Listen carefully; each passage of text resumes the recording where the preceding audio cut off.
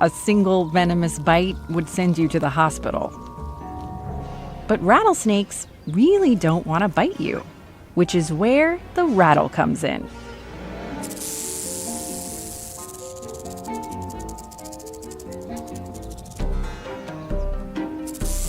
It's a polite way to say, back the heck off.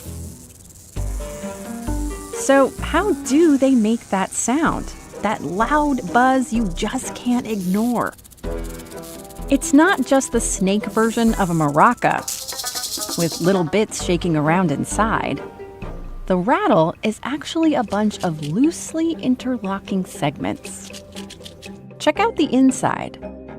The segments are made of the same hard protein that your fingernails are made of, called keratin. You can see how they hook together. Undulating waves travel down the length of the rattle. The snake shakes its tail so quickly, it just looks like a blur, unless you slow it down.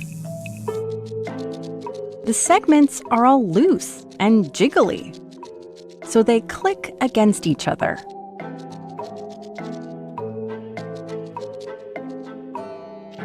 Rattlesnakes get a new segment every time they shed their skin.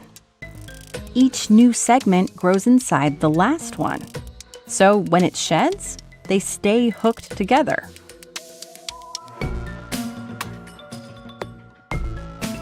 So the older the snake, the longer the rattle. Unless it gets broken, which is what usually happens in the wild.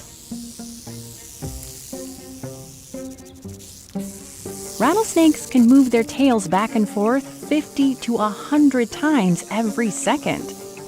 It's one of the fastest sustained muscular contractions in nature. Right up there with a hummingbird's beating wings. And rattlesnakes can keep that buzz going nonstop for up to 2 hours.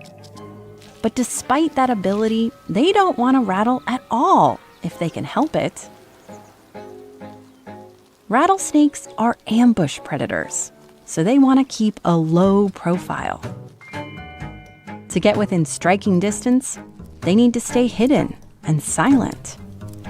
Rattling blows their cover, letting anyone in the area know exactly where they are. So they only use it to scare off their enemies. And when they slither around, they keep the rattle in silent mode, holding it up in the air to stay quiet.